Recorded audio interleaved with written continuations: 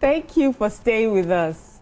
So we have today with us Glory Kwenga, a seasoned leadership development analyst, bilingual advocate, and social development strategist. As the founder and executive director of Africana League, she champions the training and empowerment of young leaders across Nigeria and Africa, with extensive expertise in research, lecturing, and community-driven programming. Welcome to the show, Gloria Ukwenga. She's joining us from our Abuja studios. Welcome to the show, Glory. Hi, Miriam. Hi, everyone. Hi. Good morning. I'm so excited to be here because I've watched you guys forever. Oh, thank you. Thank you for joining us. Let me call on our viewers to also join in the conversation. And you can call us on 0201-635-2013 or 0902-416-3440. And you can also tweet to us at TVC Connect using our hashtag YourViewTVC. Glory.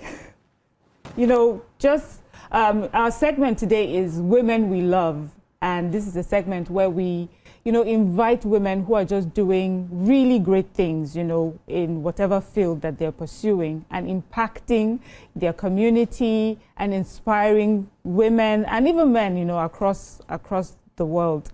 And with you, you have built a reputation for, your passionate voice for youth empowerment and leadership. And I'm curious to know,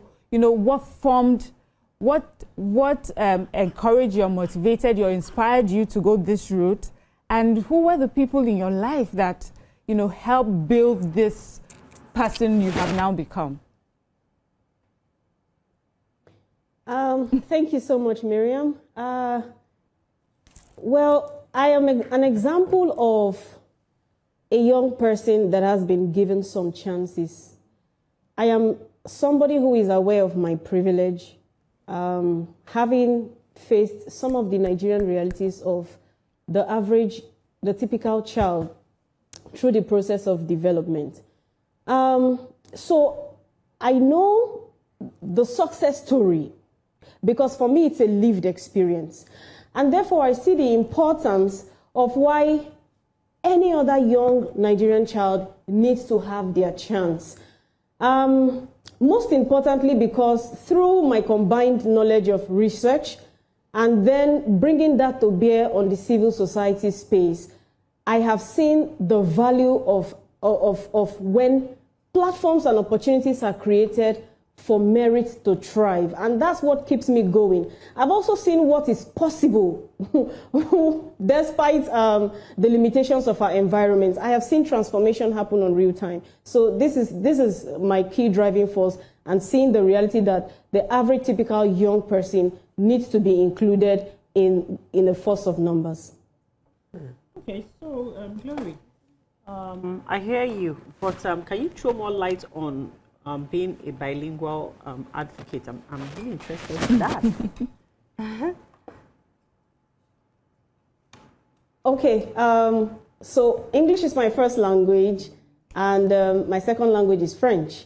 And that means that as a youth advocate, I have had the opportunity to travel across Africa, particularly across West Africa. I have had opportunities to consult for organizations to support in developing programmings for youth development, support international organizations and governments. I have therefore been able to learn, because I am first a political scientist and a researcher before I am a civil society actor. And it's given me the opportunity to see the reality of Africans as not being unique to the experiences or isolated realities of Nigeria or Nigerians, but to see that the challenges for most of the things that we advocate for as activists, as people who are transformation agents, are quite similar in terms of problems, and therefore would require a good measure of concerted efforts across various divides. But then again, beyond that, I'm also typically Nigerian, so I have command of some of our local languages as well. Okay. Go ahead. Let me ask you about the, you spoke about the challenges and, that you have seen that are common across West Africa. But I also want to talk about the opportunities you've seen that might, opportunities that Nigerians have. A lot of Nigerians, because Nigeria is so big, we are in our Nigeria and we feel like we have seen a lot about Africa. We feel like we know what is going on, but you've explored, and what are the opportunities you've seen that Nigerians or Nigerian youths are not tapping into? Well, it's basically about the things that are really commonplace around us. And I would say precisely on two things, which are within our control as youth. The first being that we have the advantage of numbers. And that means that typically, if we want to mobilize towards any strategic important issue of transformation, for the Nigeria we want to see in our country, and then for the Africa we want to see at large, we have a huge opportunity. Let me just put a little bit of context to this. The Nigerian population has the young people under the age of 25 constitute 60% of this population. So And then if we extend that to 30-35, then we're looking at 70% of the population. That's humongous in terms of numbers. And so if, as young people, we continue to complain or always feel disempowered, it means that we have not learned and engaged the process of utilizing the privilege of numbers. The second is the dominance of social media. We have about 122 million Nigerians who are connected to the internet, but we know that dominantly when we talk about internet and access, who are those optimizing it? It is the youth. It is the youth that knows TikTok, that can engage on such kinds of spaces, that are following programs on YouTube, that hardly would even access information on the typical traditional news media sources like television and all that. So this, for me, it's a huge opportunity for us as young people to come together to figure out what we should be looking at as our own youth agenda for shaping national issues and in approaching the ideation and acting for the Nigeria that we want. Amazing. I was just going to ask a very simple question. You said English is your first language and French is your second. What about your traditional language? Mommy. Well, that's typical and it's understandable. But with regards to, and it's important for the question of identity to be able to associate with our traditional languages. And I am an Igbo girl, I'm from Imo State. And I speak Yoruba because I was born and bred in Yoruba land. And I was educated on the Yoruba soil. So I even speak Yoruba more than I do speak Igbo. At home, English is a lingua franca. But it also, beyond that, has created the opportunity for me as a person to be pretty much open-minded, to be more about the integration of the idea of Nigeria as a whole than just about the idea of sectional interest. And I think that that's one thing that we can leverage from that. And it's also, again, giving us much more opportunities to be able to access communications beyond Nigeria to the global sphere, because I mean, English is the most common and popular language when we look at interaction on international issues. It is first English and then French and then other languages. And for me, I consider it both a privilege and an opportunity. Why not discrediting or in any way, shape or form looking down on my traditional identity? Wow, Glory, I have to say I love the way she answered that question. You know, you made it about unity and identity. Amazing.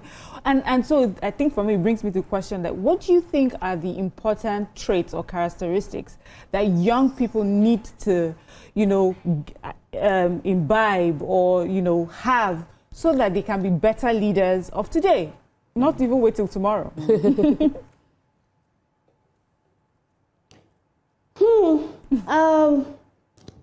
I will take a cue from what we do at our organization, Africana League.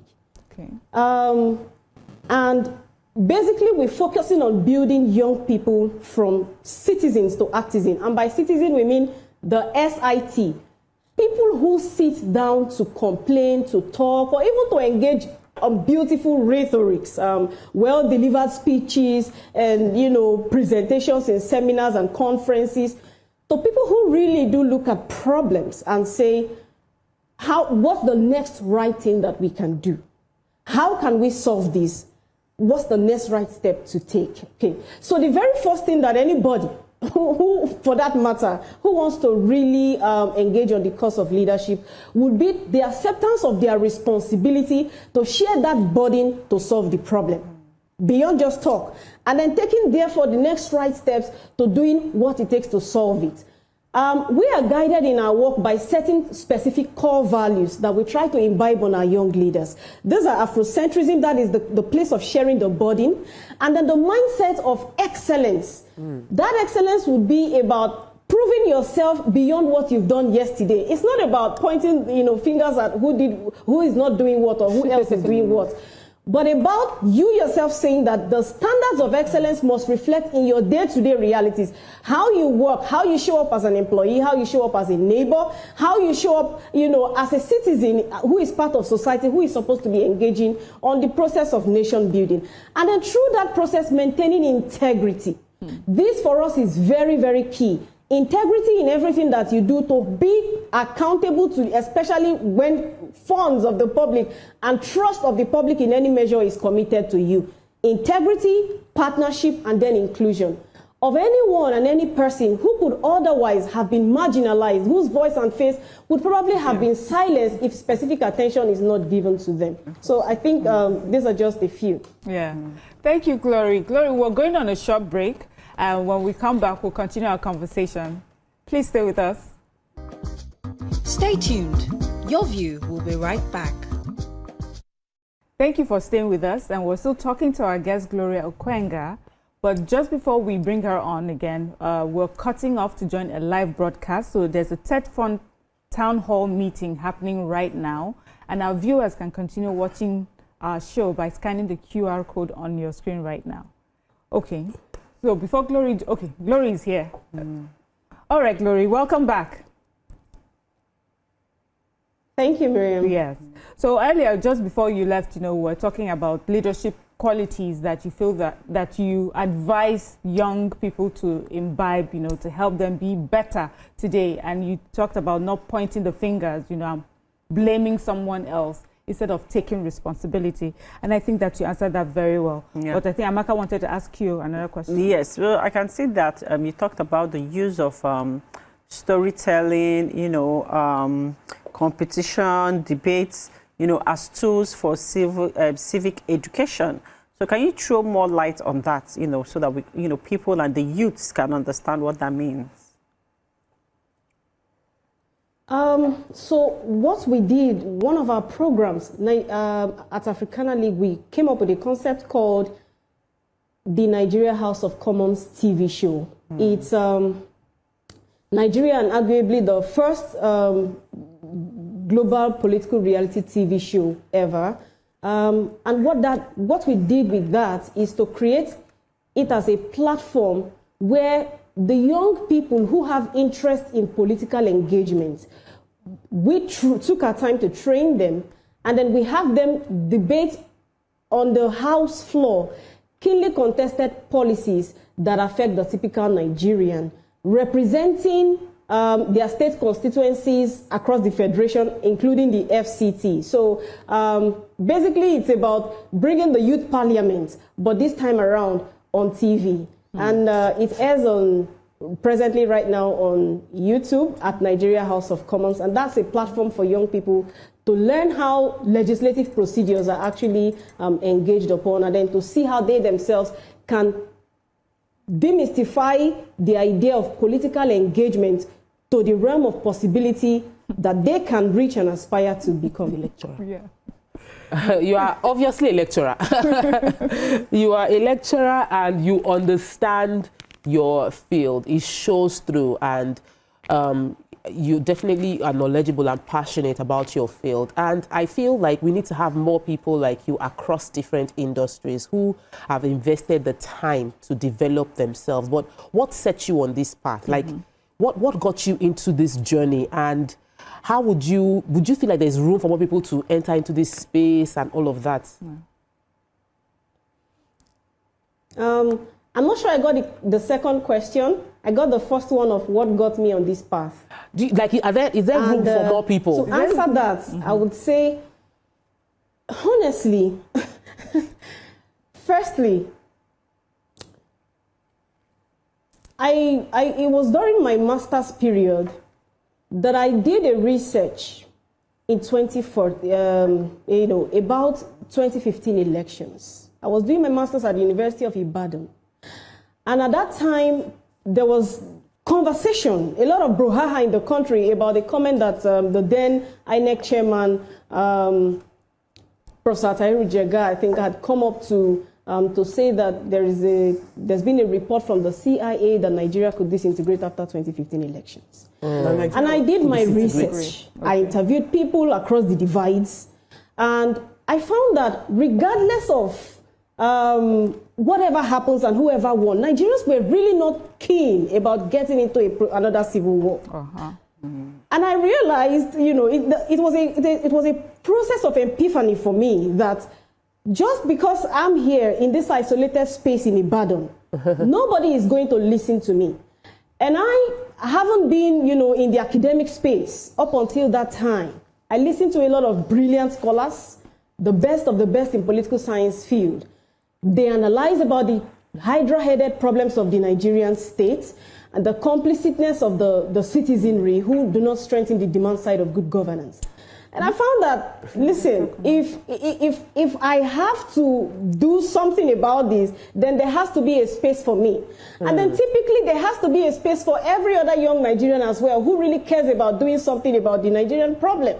Because, you can profess solutions all you want, and you can do your research all you want and publish as much materials as possible. If you don't find a way to connect with the process, you don't get heard, you don't get seen, solutions don't happen. And that's really the primary motivation for me that kept me within the realm of the curiosity of civic society activism.